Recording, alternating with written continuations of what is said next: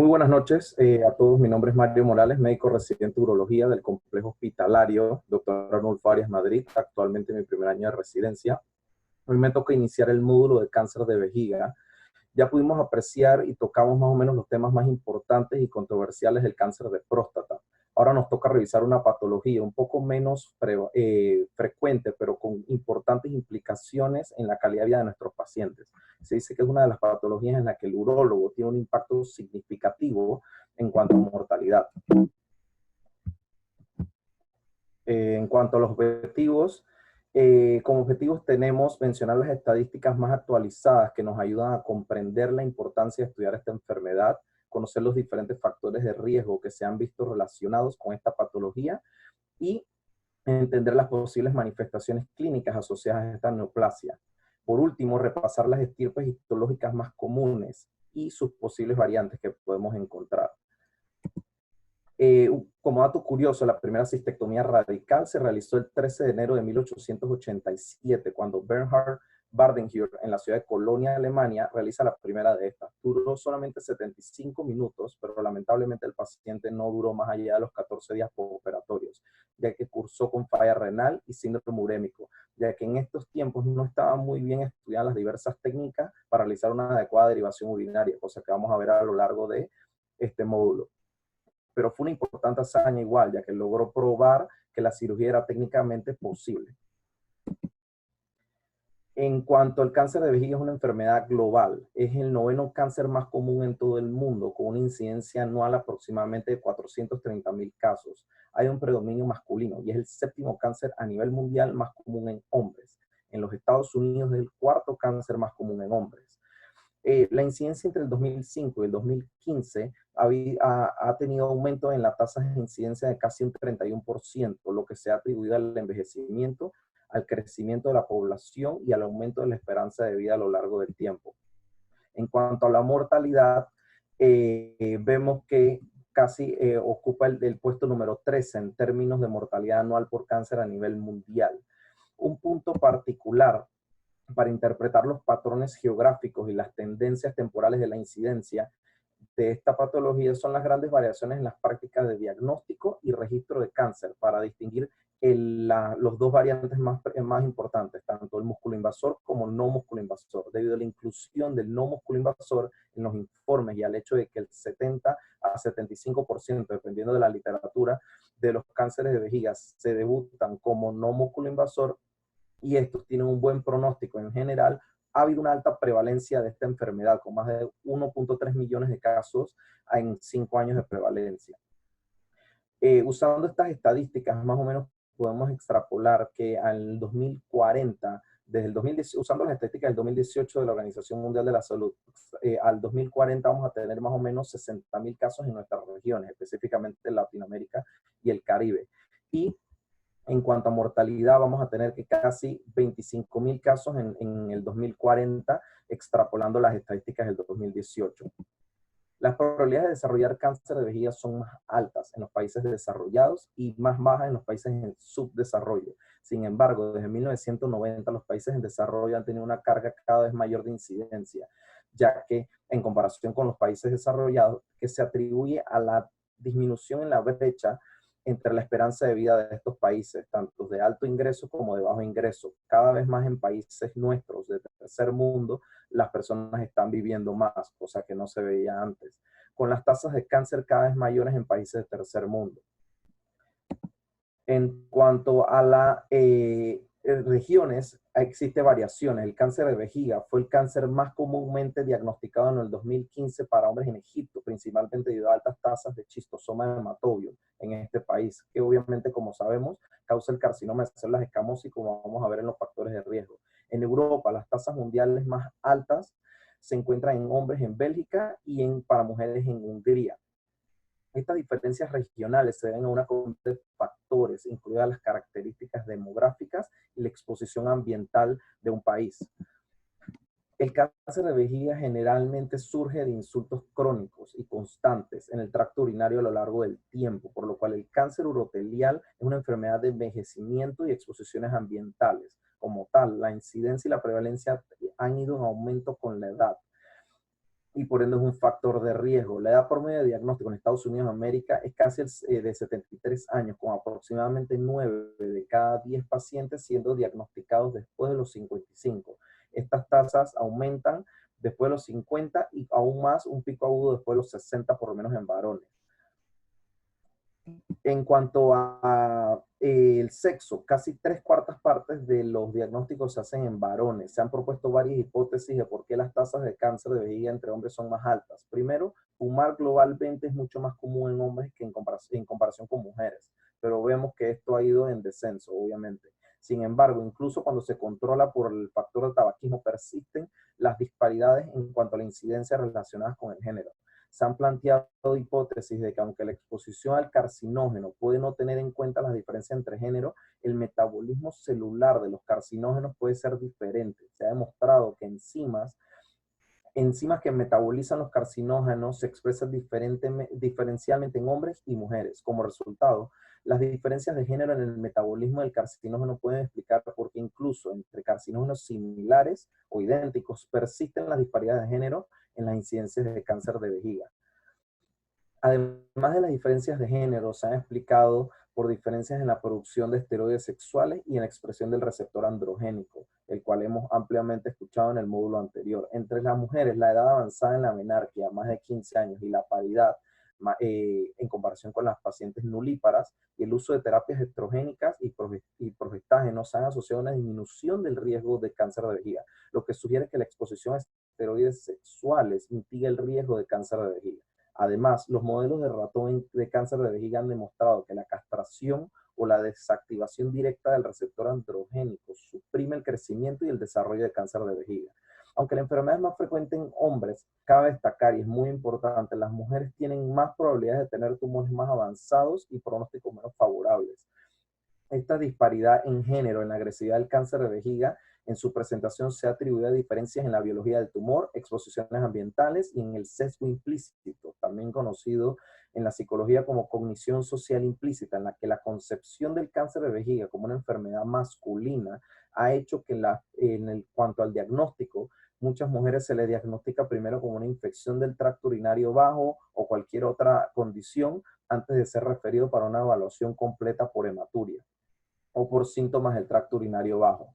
Múltiples series de seguros privados y públicos que usan datos de reclamo han demostrado que las mujeres tienen un retraso en cuanto al reclamo inicial por acudir por hematuria y el reclamo en cuanto al diagnóstico de cáncer de vejiga en comparación con los hombres.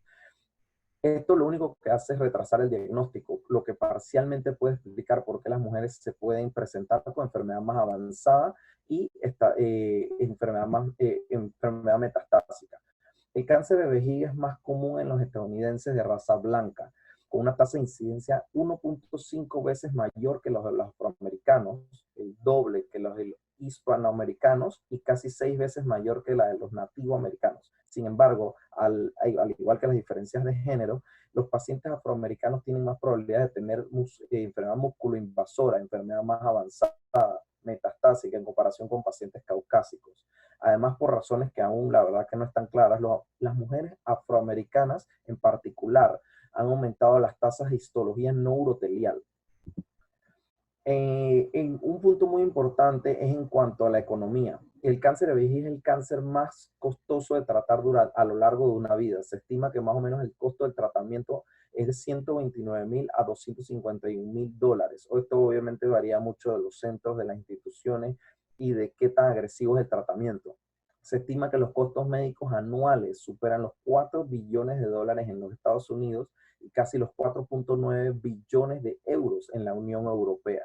Y aquí podemos ver los diferentes costos en Europa de las diferentes herramientas que se usan para diagnosticarlo y para tratarlo. En cuanto a los factores de riesgo, tenemos múltiples factores de riesgo ampliamente estudiados, de los cuales dos son los principales. Principalmente el tabaquismo. Existe una asociación estrecha entre el desarrollo de carcinoma urotelial y el consumo de tabaco. Se describe un incremento de riesgo de casi 2 a 4% entre los pacientes fumadores. Además, la relación dosis-efecto para la cantidad de tabaco consumida no es lineal. El riesgo existe a partir de los 10 cigarrillos por día y se estabiliza hasta 40 cigarrillos por día. Por otro lado, existe un riesgo más elevado, casi 2 a 3 veces mayor, de lo que se encuentra en la literatura como fumadores de tabaco negro, que son, en comparación con los fumadores de tabaco blanco, tiene elevadas concentraciones de aminas aromáticas en comparación con el blanco. El tabaco es el factor que más frecuentemente se contribuye a la transformación neoplásica de las células de la mucosa urotelial, habiéndose detectado la presencia de atípicas celulares en casi el 50% de fumadores, lo que nos da el número de riesgo atribuible de casi 50%. Aún no se ha identificado el carcinógeno específico del humo del cigarrillo, pero se sabe que la combustión del humo produce sustancias como las nitrosaminas, la 2-naftilamina y la 4-aminobifenil, que son sustancias carcinógenas. En cuanto al riesgo de cáncer de vejiga, también aumenta tras la exposición ocupacional a determinados compuestos, tales como disolventes y colorantes. La mayoría de estas sustancias o sus metabolitos son excretados en la orina, existiendo así un contacto directo con la mucosa del tracto urinario, que es lo que, como sabemos, produce irritación e inflamación. Los compuestos más conocidos son las aminas aromáticas, tales como las mencionadas previamente. El periodo de latencia puede estimarse en aproximadamente 18 años desde la exposición inicial, que es básicamente lo que hemos mencionado, de que es una enfermedad crónica, que no es aguda, por lo cual la edad es un factor de riesgo.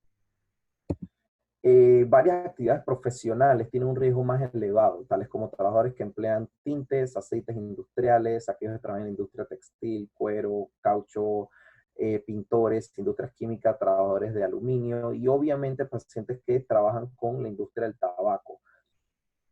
En cuanto a la obesidad, ya que es tan prevalente en nuestra sociedad hoy día occidental, se ha demostrado que el aumento del índice de masa corporal es un factor de riesgo para múltiples cánceres. Una razón para este vínculo es su fuerte asociación entre fumar y la obesidad. Sin embargo, el índice de masa corporal sigue asociado con el cáncer de vejiga incluso después de controlar la variable de tabaquismo.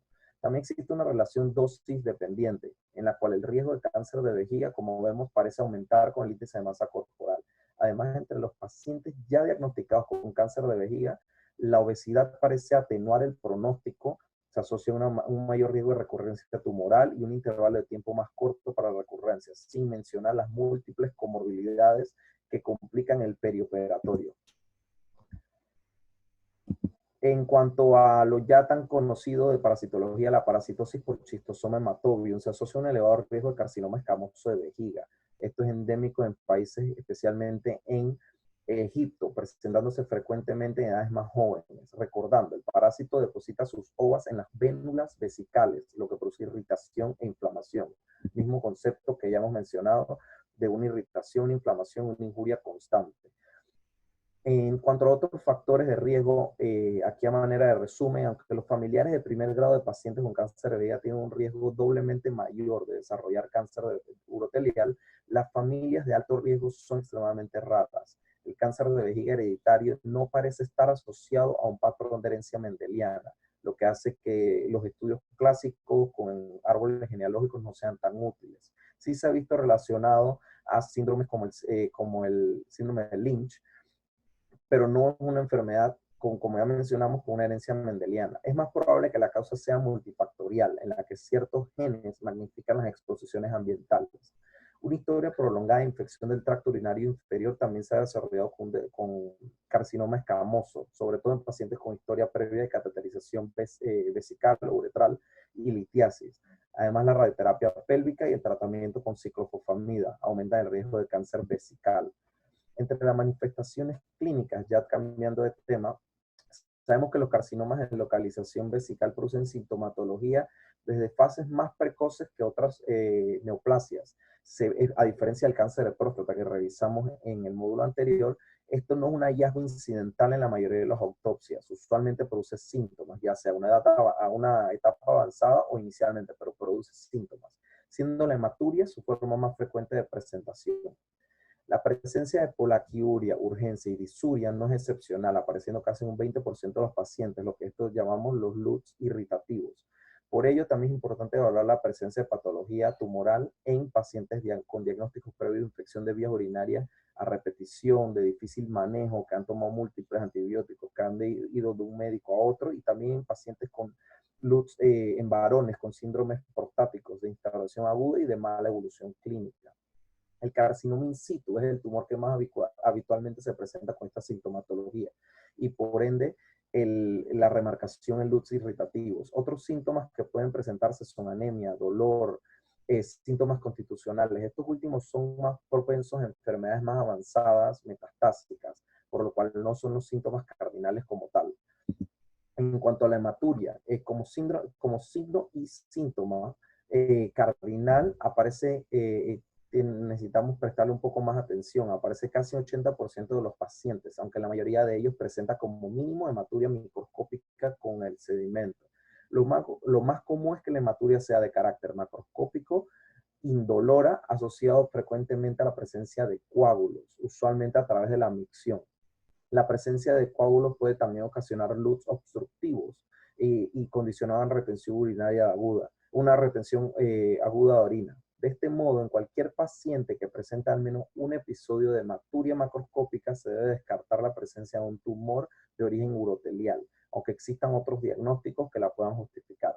Por el contrario, la hematuria microscópica está presente en el 13% de la población general, totalmente benigna, y tan solo un 0.4% de su presencia corresponde al diagnóstico de un carcinoma urotelial.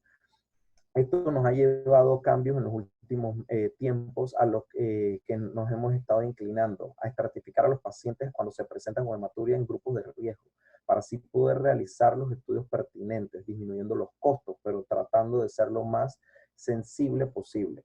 Próximamente en las guías del 2020 se estará presentando la estratificación de riesgo, lo que nos da un abordaje un poco más dirigido e individualizado de la hematuria, dependiendo de la edad, grado de hematuria, historia de tabaquismo, no solamente si fumó o no fumó, sino el índice paquete año. Y en el grado de hematuria es muy importante que no solamente si tiene macro o microhematuria, sino microhematuria de 25 glóbulos por campo alto poder no es lo mismo que de 3 o 10. Y también en la presencia de factores de riesgo, que son básicamente los que ya hemos mencionado. En cuanto a la patología, la tercera parte de la charla, más o menos, para poder hablar de patología necesitamos hablar de lo que es la histología normal. El urotelio es el epitelio que recubre el tracto urinario y se extiende desde la punta de las papilas renales hasta la uretra. Por lo general tiene 3 a 6 capas de células que se componen desde la membrana basal hasta la luz de células basales, intermedias y las células en paraguas. El urotelio es el más impermeable de todos los epitelios humanos y también es muy inerte. No reacciona con muchas sustancias, lo que nos protege del medio exterior. Una característica que surge principalmente debido a 3 factores, que son los glicosaminoglicanos, las uniones estrechas o tight junctions, como también se le llama, y las uroplaquinas. Se cree que el cáncer de vejiga surge de las células basales, en algunos casos siendo el carcinoma in situ, el carcinoma urotelial invasor de músculo y el carcinoma de células escamosas. Y se origina de las células intermedias en algunos casos, como es el carcinoma urotelial no músculo-invasor. Esto nos da un indicio de que se habla de que estos son 2 patologías completamente distintas.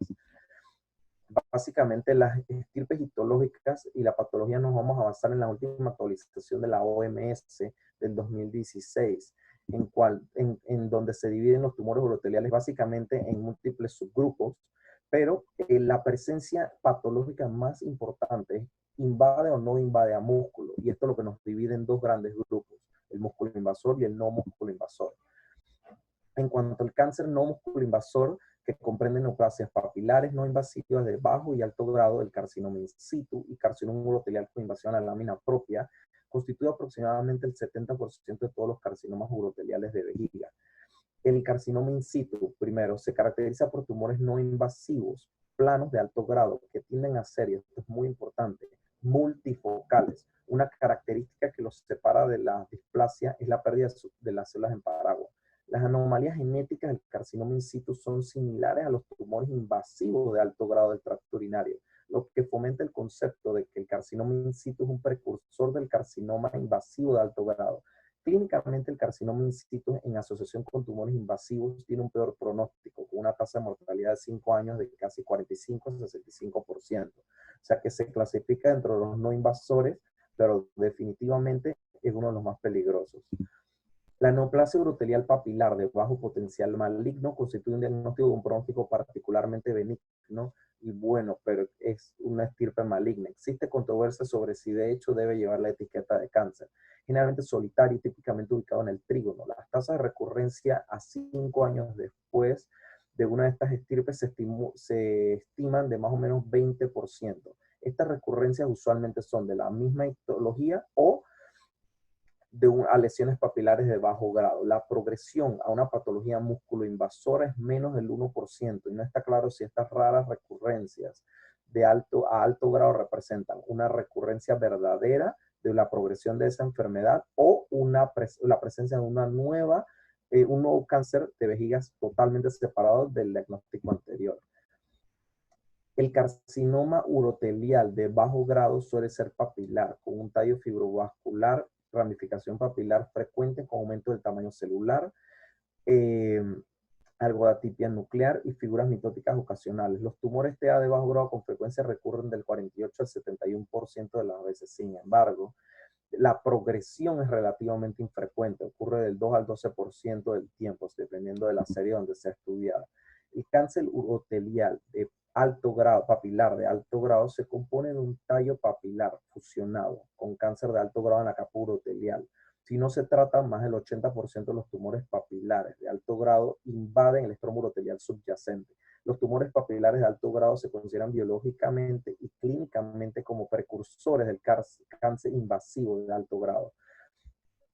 Entonces, una vez ya pasamos los no musculoinvasores, pasamos a los musculoinvasores, que casi se presentan en un 30% de los casos. Obviamente esto acarrea una mayor mortalidad.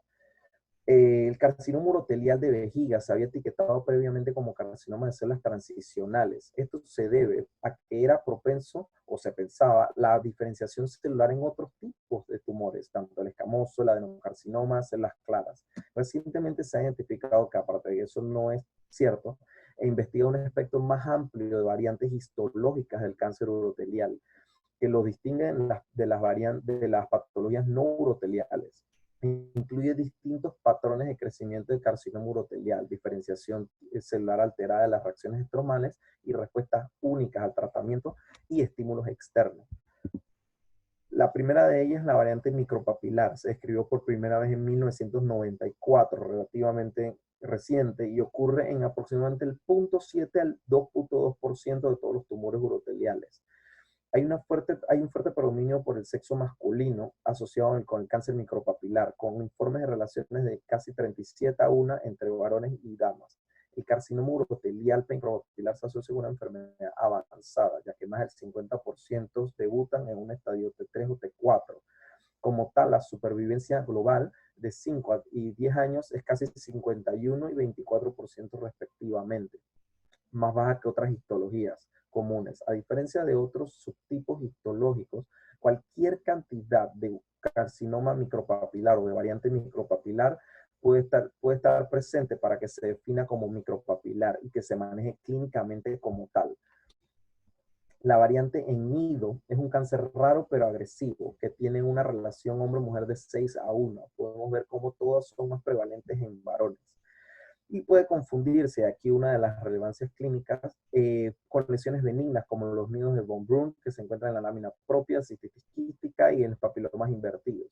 Aunque la variante anidada, como también se le puede conocer, generalmente se extirpa al momento de la cistectomía, se encuentra localmente avanzado al momento de la presentación. Las comparaciones por etapas entre la variante anidada y el carcinoma urotelial puro sugieren tasas similares de recurrencia y supervivencia.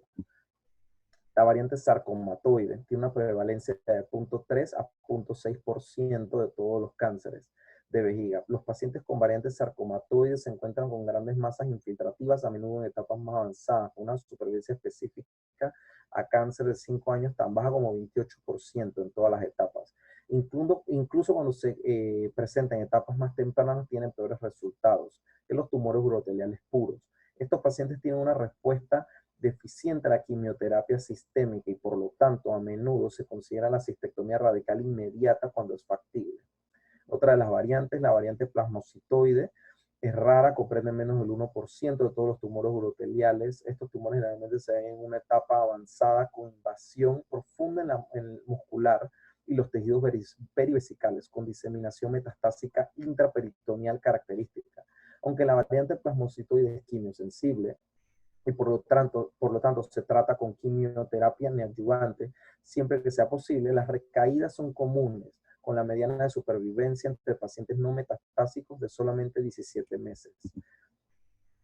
Especial atención con la variante de diferenciación divergente. Este no es más que una clasificación, un subgrupo en verdad, donde integran las diferentes diferenciaciones en los tipos no uroteliales, pero que siguen una diferencia entre variante con diferenciación divergente, escamoso o adenocarcinoma, o glandular, mejor dicho, con el carcinoma no urotelial escamoso o carcinoma no urotelial adenocarcinoma propiamente dicho. El carcinoma urotelial a la izquierda, diferenciación escamosa, está presente en hasta el 16 al 22% de los pacientes, aunque esto se ha visto que está subestimado. Estudios sugieren que casi el 60% de los cánceres tienen algún elemento escamoso.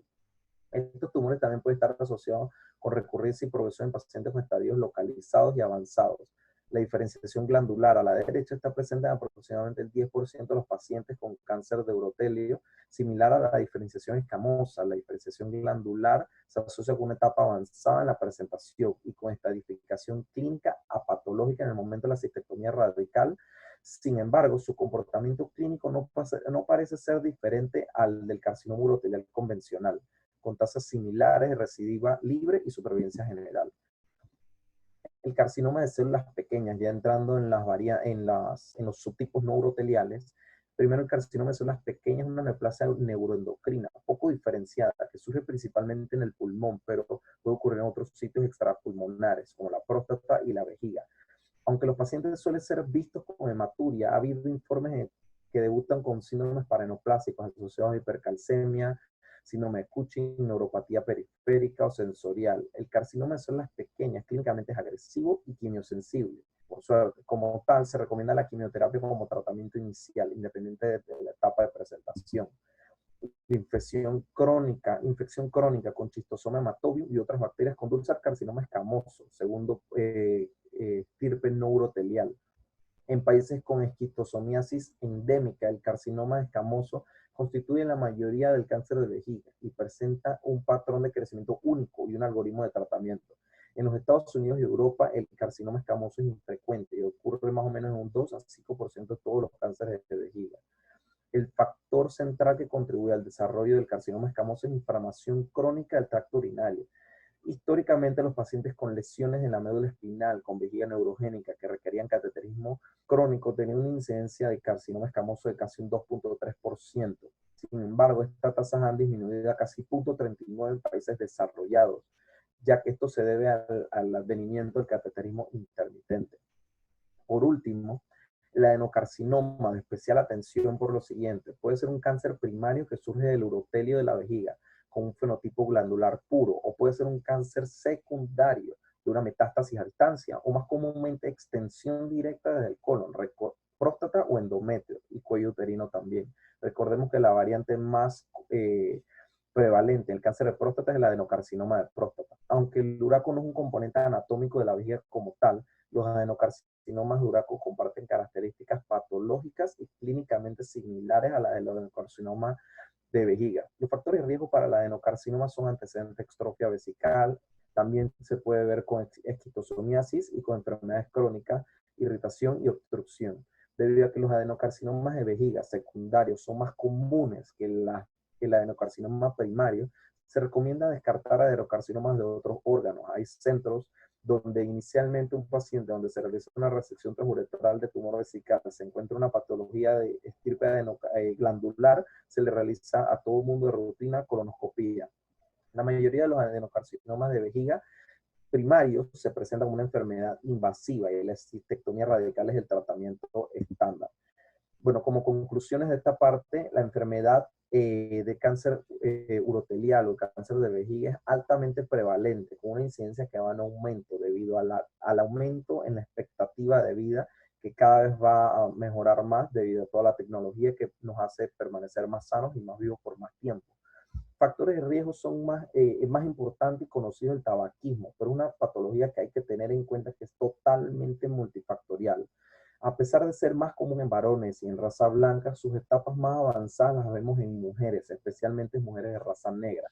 Y esto tenemos que tomarlo en cuenta, ya que tenemos que ir disminuyendo esa brecha en el tiempo de latencia en el diagnóstico que tenemos en cuanto a hombres y mujeres. Es de suma importancia canalizar el o la paciente, y hago énfasis en el o la paciente, ya que no es una enfermedad solamente del sexo masculino, con hematuria, con una adecuada evaluación en base a sus factores de riesgo y grado de hematuria, pero tomando en cuenta los nuevos lineamientos para disminuir los costos y no estarle realizando exámenes a pacientes con microhematuria, que sabemos que puede ser una causa totalmente benigna en pacientes sin factores de riesgo. La etiología más común es la del urotelio, la urotelial, pero sus diversas variantes y demás estirpes no uroteliales implican tratamientos y pronósticos que cada vez se van estudiando más, cosas que obviamente no era motivo de la charla, pero se han estudiado desde el punto de vista hasta molecular, lo que nos va a llevar muy pronto a tratamientos sistémicos dirigidos para las diferentes estirpes. Bueno, para concluir, recordando que el mes de mayo es el mes de concientización del cáncer de vejiga con los colores eh, eh, propios de esta campaña. Muchas gracias.